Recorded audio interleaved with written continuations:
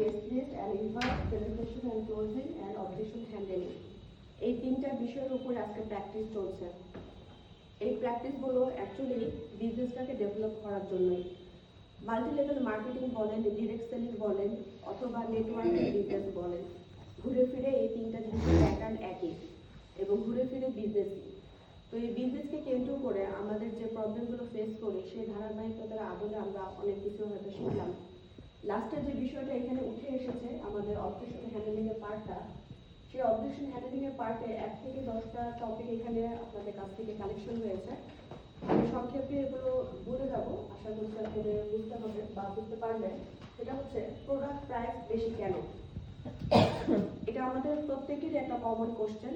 যারা প্রোডাক্টের ছবি দেখে, বেনিফিট দেখে, ফিচার দেখে, আমরা তাদেরকে কাউন্সেলিং করি হেল্প নিয়ে, তখন তারা নিতে ইচ্ছুক, কিন্তু লাস্টে বলে যে আপনাদের প্রোডাক্টের প্রাইসটা অনেক বেশি। তো এই প্রাইসটা যে কাস্টমারই, যে অডিয়েন্সই, যে ব্যক্তি আপনাকে প্রশ্ন করবে, সবার প্রথমেই আপনি তাকে থ্যাংক ইউ জানাবেন যে thank you sir, thank you madam, thank you আপু, থ্যাংক ইউ ব্রাদার আপনার চমৎকার একটা কোশ্চেনের জন্য যে প্রোডাক্টের প্রাইসটা বেশি।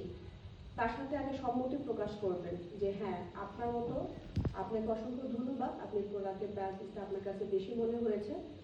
আপনার মতো আমিও যখন কাস্টমার ছিলাম তখন আমার কাছেও বেশি মনে হয়েছিল, কিন্তু আমি